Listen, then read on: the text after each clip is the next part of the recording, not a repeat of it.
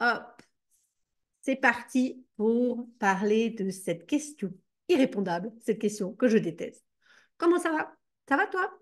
Ouais, et toi? Ça va? Ouais, ça va. Et voilà, la journée a démarré comme ça peut-être. Alors, je vais peut-être me présenter avant. Là, en plus, je vous pose la question, mais je n'entends pas vos réponses. Peut-être que je vais les voir en commentaire, peut-être que vous allez me les marquer après et ce que ça crée pour vous. Et puis, en fait, je voulais surtout aborder cette question euh, pour les jours où, en fait, ça va pas. Parce que ben, le jour où ça va, on dit, ah, ça va, ouais, super, et tout ça, voilà. Et puis, les jours où tu traverses des trucs moins cool, par exemple, comme un deuil, comme le deuil de ton enfant ou autre intensité, ou peut-être quand tu es malade, quand tu as un cancer, comme j'ai eu aussi en 2015, bah, cette question, tu n'as pas forcément envie de l'entendre. Ou ça dépend aussi comment elle est posée. Mais avant, je me présente, donc je m'appelle Jannick Dumais, si tu ne me connais pas encore. J'aime me présenter comme une éclabousseuse de vie, une éclabousseuse de joie. Je suis là pour que toi aussi, tu puisses transcender les intensités de ta vie, les intensités que tu traverses et arriver vraiment à des espaces de paix, de joie, autre chose en fait que on va dire, la tourmente, la tempête dans laquelle euh, que tu es en train de traverser.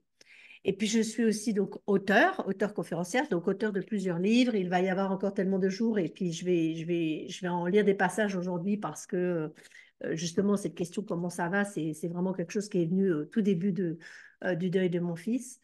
Et puis après, il y a donc l'envolée. Celui-ci, c'est 3 ans et demi de conversation avec mon fils envolé. Et puis il y a le petit cahier des questions qui va avoir avec il va y avoir encore tellement de jours. Et là-dedans, dans le cahier des questions, il n'y a pas la question comment ça va. Donc, on ne va pas du tout en parler aujourd'hui. Euh, alors, je vois, il y a Cécile, il y a Lali qui est là. Et puis, j'ai oublié de regarder sur Facebook si je voyais du monde.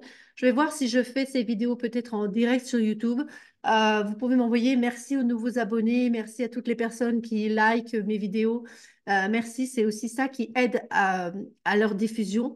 C'est ça qui fait bouger l'algorithme et c'est ça qui me fait savoir que ça vaut le coup que je m'installe tous les lundis pour faire ces vidéos et vous parler et partager aussi ce qui me tient à cœur. Alors, je ne suis pas là pour enseigner, je suis là pour partager mes expériences, pour partager mes prises de conscience et puis peut-être pour vous aider à vous éveiller, pour vous aider à vous éclairer, mettre un peu plus de lumière dans vos vies chaque jour. Moi, c'est ça qui m'anime, c'est mettre...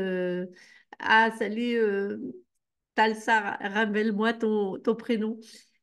Pour mettre un peu plus de lumière dans vos vies, en fait. C'est ça qui est important pour moi. C'est ça que j'essaie de créer dans ma vie et c'est ça que j'essaie de créer aussi dans celle des autres.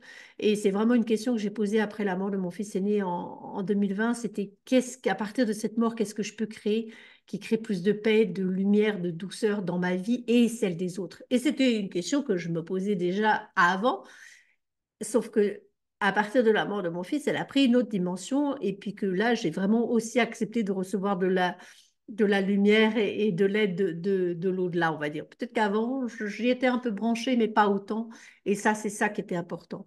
Donc, comment ça va? Je prépare cette vidéo en me disant, voilà, on va parler de cette question, aborder ce côté de l'empathie, d'avoir envie de parler quand on est dans une phase qui est pas ouf ou qui peut même être catastrophique. Et puis ce matin, non, c'était pas ce matin, c'était même en début d'après-midi. J'étais en séance avec une amie, donc je lui donnais une séance. Et puis on parle un petit peu, et puis en fait, je lui dis, alors, comment ça va? Puis après, je dis, ah, mais oui, tiens, je te pose la question que je déteste. Mais elle me dit, oui, mais toi, comment tu me la poses, avec l'intention avec laquelle tu me la poses, ça passe. Parce que je sais que tu peux entendre mes réponses, je sais que tu peux entendre toutes mes réponses.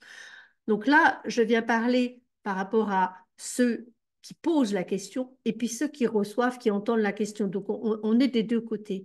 Et c'est finalement, peu importe les mots qu'on va employer, bien sûr qu'on peut utiliser cette expression comment ça va. C'est l'intention avec laquelle on la pose. Et c'est quand on la pose, est-ce qu'on est prêt à entendre toutes les réponses? Et souvent, dans le banal ça va, il n'y a pas de véritable empathie. On n'a pas envie d'entendre les réponses. Salut Caroline. On n'a pas envie d'entendre la vraie réponse de l'autre.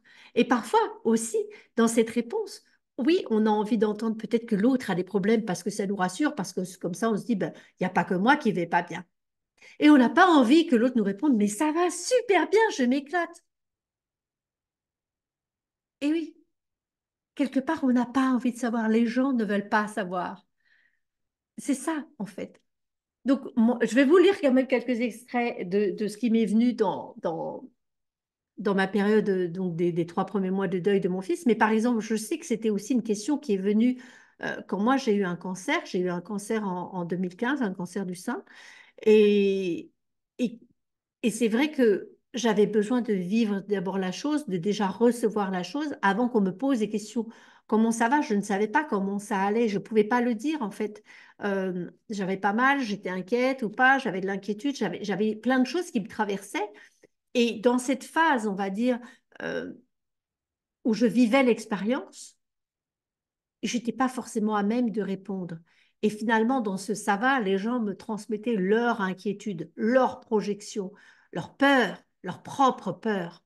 Et je sais qu'il y a déjà certaines personnes, quand je leur ai annoncé que j'avais un cancer, ou des personnes assez proches, euh, qu'il a fallu que je rassure. Parce qu'en fait, moi, j'avais déjà entendu le mot cancer par le médecin. Euh, donc, quand je l'ai entendu, j'ai reçu, j'ai eu, voilà, moi, le mot cancer, quand même, ça a trop mu. Donc, moi, j'ai eu le temps de l'intégrer un petit peu avant de l'annoncer. Bon, alors évidemment, les premières personnes, c'était mon mari, mes enfants. Et puis après, l'annoncer à un cercle un petit peu plus large. Il y a certaines personnes qu'il a fallu que je rassure. En disant, non, mais ça va, je ne suis pas morte. Je suis là, j'ai un cancer. Voilà, ça va aller. Et, oui, je parle dans mon livre de tout ça, de cette fameuse question du ça va. Et d'ailleurs, un des premiers titres que je voulais donner, c'était Comment ça va depuis que ton fils est mort. Et puis bon, voilà, on a changé, on avait gardé, il va y avoir encore tellement de jours. Donc, je vais vous lire quelques extraits.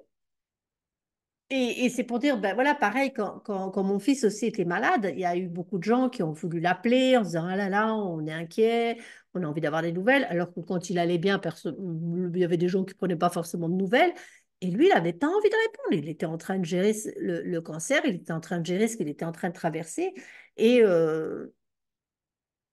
et est-ce que c'était de la véritable empathie? Donc voilà, c'est aussi bien dans des phases comme ça que aussi la question banale au boulot ou quand tu croises quelqu'un au marché le matin et ah oui, salut, ça va? Oui, oui, ça va, merci, etc. Et puis bon, il y a des gens, tu vois bien à leur tête qui te répondent ça va, puis qu'en fait, ça va pas. Alors, il y a Cécile qui nous met, quand elle est posée avec intention, elle touche directement au cœur cette question. J'en ai encore fait l'expérience vendredi dernier. Oui, voilà, c'est ça. Donc, on peut garder ces mots-là. Mais je vais vous lire un petit peu, puis pour vous proposer parfois aussi d'autres questions et vérifier, en fait, quand on la pose, si on est véritablement dans l'empathie, est-ce qu'on est prêt à recevoir les réponses? Et puis nous, euh, quand on nous pose la question, est-ce qu'on est prêt aussi à répondre, à être vulnérable? Est-ce que c'est le moment? Est-ce que c'est le lieu? Est-ce que ce sont les personnes qui sont prêtes à recevoir ce que vous avez à leur dire? Et ça peut être complètement irrationnel et c'est OK d'être irrationnel, surtout quand on est en train de vivre quelque chose d'extrêmement intense. Euh, et puis même parfois un tout petit peu intense, mais juste avec lesquels on n'est pas à l'aise, on n'est pas bien, on est chiffonné. Alors, il y a Caroline qui me met, j'adore tous tes partages, je vais voir pour l'acheter un de ces quatre. Tu en as fait deux des livres. Oui, j'ai fait deux livres, donc il va y avoir encore tellement de jours avec son petit cahier des questions, on en profite. Et puis, il y a l'envolée, ça c'est toutes les conversations avec mon fils envolé, c'est vraiment des messages de sagesse universelle. Donc, on reprend, je ne laisse pas distraire par tous les commentaires de Caroline. Je te remercie, Caroline. Et on y va. Et si vous avez des questions, si vous avez des commentaires, n'hésitez pas à les marquer, à les écrire après, même en différé. Je me ferai un plaisir d'y répondre. Donc ça, c'était le 28 août. Donc Louis il est mort le 7 août. Donc c'était voilà 3 semaines après. Les gens m'interrogent. Comment ça va? J'ai perdu l'habitude de poser cette question. Je préfère demander, comment c'est pour toi en ce moment? Comment c'est dans ta vie? Comment c'est dans ton corps? De cette manière, j'invite les gens à décrire ce qui est, alors que sinon les gens vont définir, rester dans la polarité, bien, mal et juger. Ou je formule d'autres questions encore. Que vis-tu en ce moment? Quelle est la texture de ta vie? Quel goût a-t-elle? Quelle couleur? Quel parfum? Alors, quand les gens me demandent comment ça va, je réponds ça va. Ça va, je vais, j'avance, ni vite ni doucement, à mon rythme avec beaucoup de douceur. J'avance pas à pas dans cette nouvelle étape de ma vie où ton corps n'est plus là, où j'apprends à percevoir ton être infini, percevoir ta présence totale sans me laisser duper par l'absence de ton corps. Donc voilà, là, il y a une proposition de quelques questions, en fait. Euh, de quelques questions différentes qui invitent à la description. En fait, au lieu de dire comment ça va, c'est plutôt de dire, ben voilà, c'est comment pour toi en ce moment? Qu'est-ce qui se passe pour toi en ce moment? Et c'est que la personne puisse te raconter, décrire un peu tout ce qui se passe. C'est pas parce que, en fait, quand tu poses la question comment ça va, la réponse, grosso modo, c'est ça va bien, ça va mal. Ça va pas, oui, ça va, oui, ça va pas. Non, ça va pas, pardon. Oui, ça va, non, ça va pas. Donc c'est oui, non. Tu restes dans la polarité. Tandis que si tu poses la question, mais c'est comment dans ta vie en ce moment? Quelle est la texture de ta vie? Qu'est-ce qui se passe pour toi en ce moment? Tu invites la personne à vraiment parler, à raconter. Et je vous laisse, voilà, moi je vous pose la question comme ça. Écoutez-la et dites-vous qu'est-ce que ça crée pour vous en fait. Alors, comment ça va? Comment c'est dans ta vie en ce moment? Juste ça, et observez qu'est-ce qui se crée pour vous et qu'est-ce que vous avez plutôt envie de répondre et quelle est l'invitation différente. Et bien sûr, je peux aussi poser la question, comment ça va? Avec cette intention de, voilà, qu'est-ce qui se passe? Et si tu as envie d'en parler, t'en parles, et si tu n'as pas envie d'en parler, tu n'en parles pas non plus, en fait. Pas la question posée avec une intention inquisitrice et que, vas-y, raconte ta vie, déballe. Non, pas du tout, pas du tout. Alors, à un autre moment, un petit peu plus tard, Euh, j'y reviens plusieurs fois, hein, donc ça, c'est dans ce livre, il va y avoir encore tellement de jours. C'est vraiment comme une espèce de litanie où euh, je reprends les thèmes, ça revient, c'est quelque chose qui devient comme une mélopée qui se développe et c'est vraiment tous ces questionnements qui viennent aussi au moment du deuil d'un enfant, cette chose absolument je dirais, invraisemblable qui était là dans ma vie et qui peut être là voilà, dans la vie de plein d'autres personnes. Mais il y a plein d'autres choses invraisemblables qui peuvent arriver dans notre vie, inconcevables, inimaginables, et puis qui pourtant, tout d'un coup, sont là dans notre vie. Donc, qu'est-ce qu'on fait avec, comment on vit avec ça? Et c'est ça que j'essaie de raconter. Voilà, Caroline nous dit quelles sont la différence. Alors, à un autre moment donc, une autre personne me demande, comment ça va? Prends soin de toi, prends du temps pour toi. J'ai l'impression qu'on veut me mettre dans une boîte avec marqué dessus attention fragile. Je serai d'une espèce à part, j'ai vécu quelque chose, je dois être traitée avec précaution. Je déteste ça, même si c'est très gentil. La sollicitude. Voilà. C'est délicat. C'est délicat et c'est vrai que euh, dans ces cas-là, je préfère la simplicité du langage d'un enfant qui va me dire oh, ben, t'as l'air triste, t'es triste. Allez, viens, on va jouer. Donc, ça, j'en parle un petit peu plus tard. Et, et alors, un petit peu plus tard encore, petite conversation avec une amie hier que je n'avais pas revue depuis ton enterrement. Bien sûr, elle me demande comment ça va. Cette question que je déteste et à laquelle je ne sais pas trop quoi répondre. Je ne veux pas répondre bien, ni non plus mal. Je n'ai aucune définition de mon état, de comment je vais. C'est pour ça que j'écris, ce flot continu qui me traverse, ce mouvement qui constitue ma vie. Et c'est pour ça que j'ai envie de publier, parce que la question comment ça va est irrépondable. Donc, c'est peut-être grâce à cette question aussi que j'ai publié et que j'ai écrit tout ça pour pouvoir décrire, raconter. Et moi-même, en fait, je ne pouvais pas dire je vais bien, je vais mal. En fait, c'était au-delà de ça. C'est je suis en train de vivre quelque chose d'extrêmement intense. Je suis en train de vivre une intensité.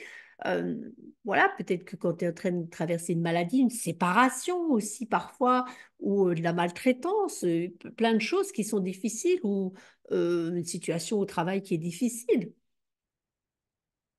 tu n'as pas forcément envie de raconter. Et c'est vrai que parfois, il y a certaines personnes qui vont raconter seulement après, en fait. Et je dis, mais pourquoi tu ne m'as pas appelé avant? Elle dit, d'abord, j'avais pas le temps, j'étais en train de vivre le truc.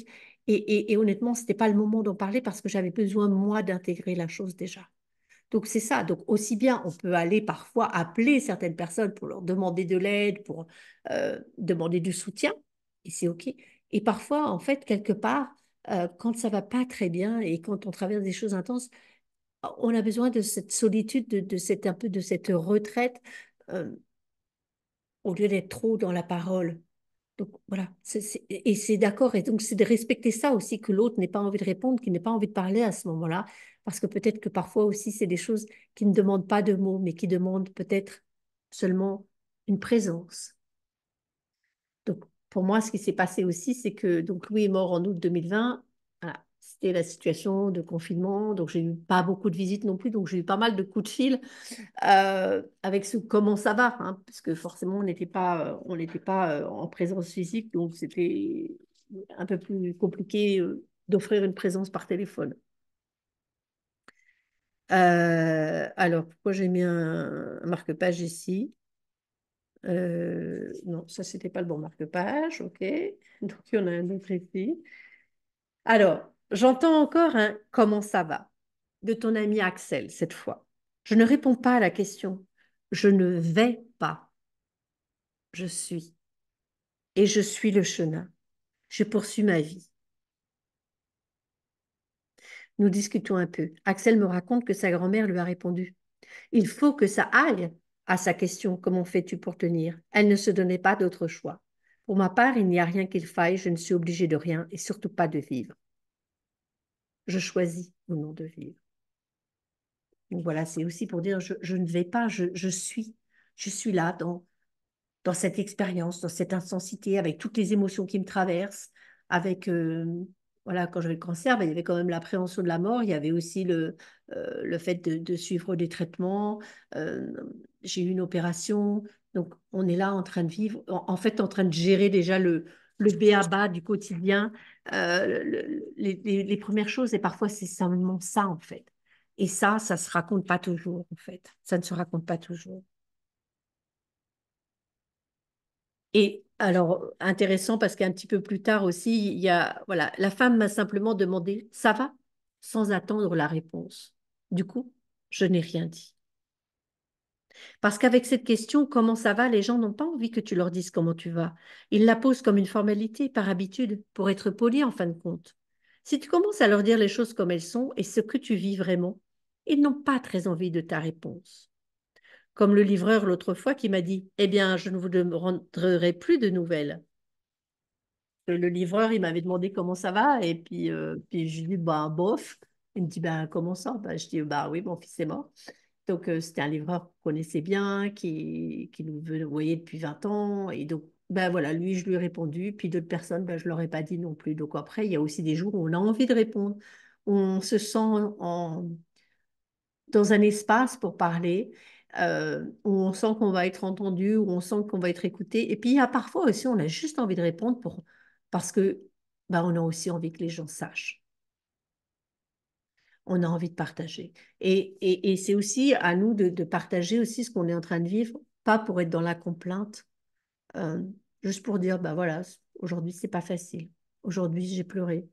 Euh, Aujourd'hui, j'avais pas envie de me lever ce matin. Et se permettre aussi de le dire. Donc, c'est aussi se permettre d'être vulnérable et de pas se cacher derrière aussi notre carapace quand on nous demande comment ça va et de dire ah, mais oui, ça va bien, mais moi, ça va bien, mais moi, ça va bien. Et puis, hein, tout va bien. Alors qu'en fait, à l'intérieur, non, ça va pas du tout. Ça va pas du tout. Ça va pas du tout. Mais sauf que si je me permets cette petite faille, peut-être que je vais craquer. Et alors? Et alors? C'est OK. Et parfois, voilà, on va craquer devant des parfaits inconnus. Parfois, on va craquer non plus pas à propos. Qu'est-ce que ça peut faire?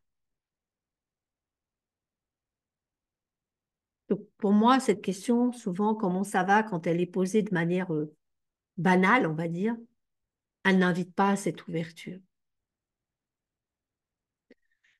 Donc, à notre tour maintenant de nous être vraiment cette invitation pour écouter ça. Et on n'a pas forcément envie parce que parfois, les gens, quand tu leur dis comment ça va, tu as aussi des gens et ils vont ah là là, si tu savais, ma pauvre, mais c'est terrible, et tatati, et tatata.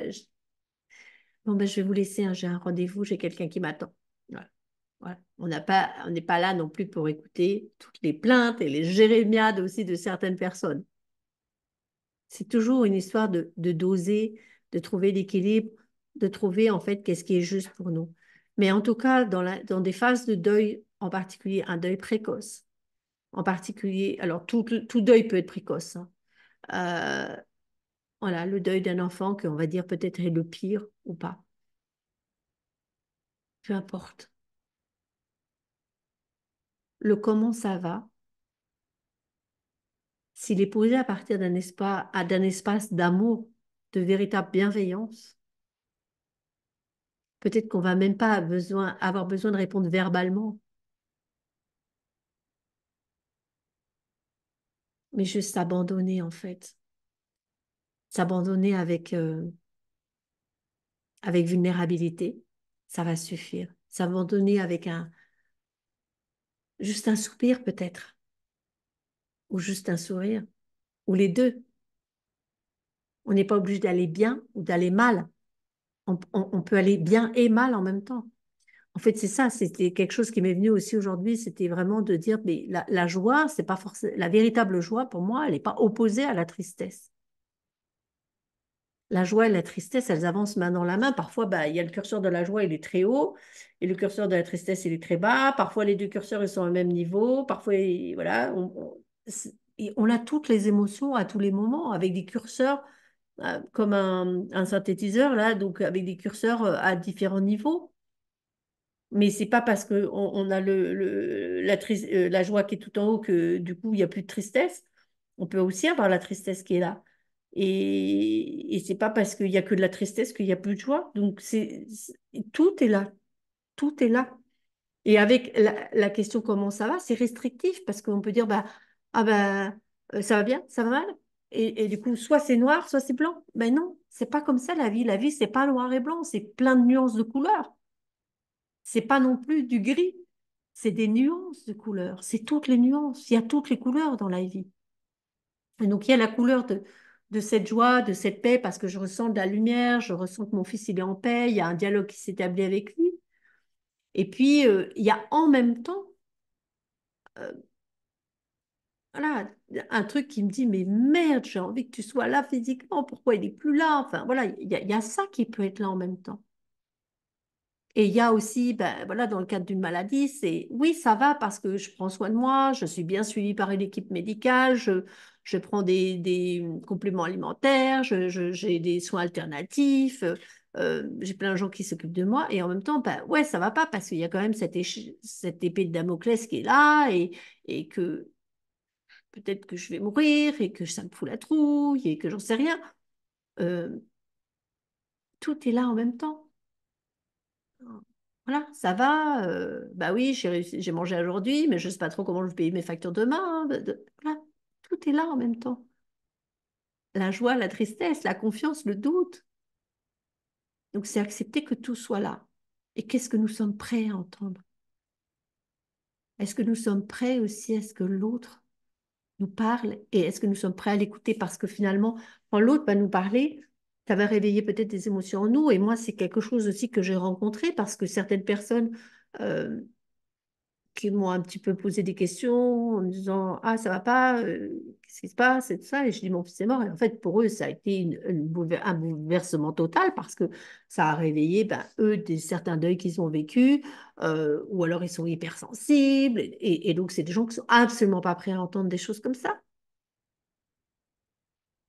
sauf que tu peux pas toujours le savoir avant.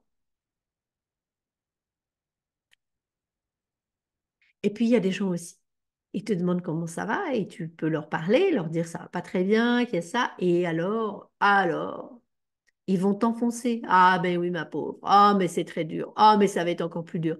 Oh puis de toute façon, et puis ils vont te raconter, moi j'ai eu des gens qui m'ont parlé du coup de leur voisine dont le fils avait eu un accident et tout l'autre machin qui était mort, etc. Donc moi en fait j'avais juste là mon fils qui venait de mourir et vas-y j'avais le droit à trois quatre morts en plus.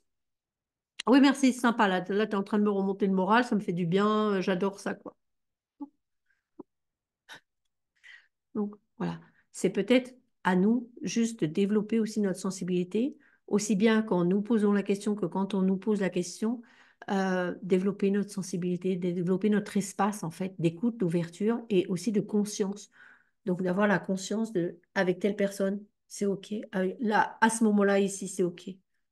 Et là, à ce moment-là, c'est pas OK. Donc voilà, moi je sais aussi, il y a un autre passage, je ne l'ai pas relevé dans le livre, mais où à un moment, bah, donc avec cette femme que je connaissais, elle me demande, ouais, ça va, puis je sentais qu'il n'y avait aucune ouverture, alors que mon fils allait à l'école avec sa fille, et donc ça aurait été un peu logique que je lui parle de la mort de Louis, mais c'est pas venu, je sais pas, ça venait pas.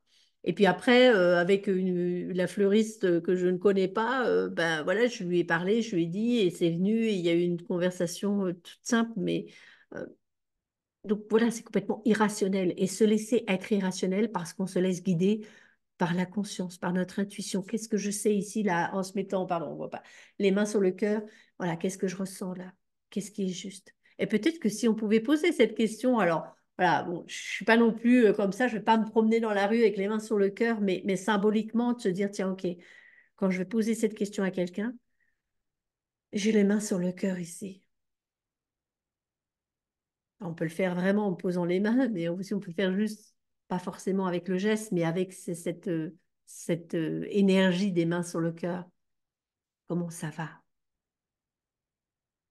C'est comment dans ta vie en ce moment? Je suis là, je t'écoute, je t'entends, je te reçois, je t'accueille. Là, c'est peu importe les mots qu'on utilise, c'est l'énergie, c'est l'espace dans lequel on est quand on pose la question.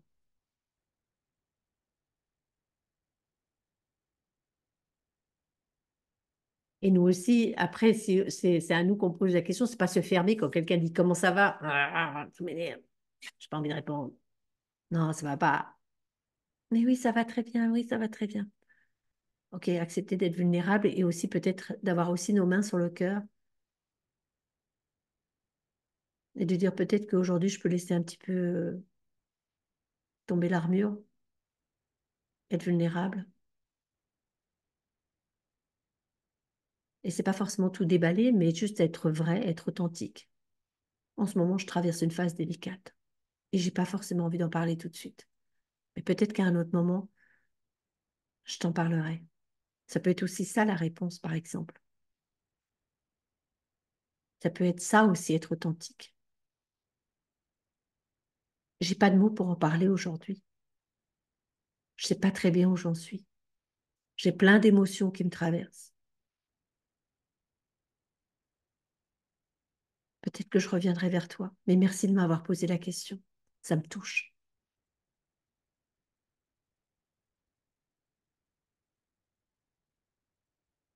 Ça serait autre chose? Voilà, si on arrivait à exprimer les choses comme ça, en fait. Et c'est effectivement une des questions qui m'a poussée aussi à écrire parce que je l'ai beaucoup entendue. Et honnêtement, je ne savais pas comment répondre, en fait. Et ma réponse, ça a été mon livre. Je ne pouvais pas répondre bien ou mal. C'était autre chose. Parce que, voilà, tu dis, tu es en deuil de ton enfant, donc les gens vont dire, mais forcément, elle va mal. Et si jamais tu souris, ils vont dire, bah alors, ça va pas? Ben non, en deuil, elle doit aller mal. En deuil de son enfant, elle doit aller mal. Elle est malade, elle doit aller mal. Malade. Et si tu pouvais vivre les choses autrement? Puis après, les gens disent, bon, bah, ça y est, là, maintenant, tu as fait ton deuil, ça va aller bien maintenant. Non, non, non, non, non. Il n'y a pas bien ou mal. Il y a ce que je traverse, ce que tu traverses, il y a toutes les émotions, il y a des phases, il y a des cycles, la joie, la tristesse, la culpabilité, la paix. Il y a tout ça qui vient. Attends, hop, pardon. Donc tout est là, tout est là.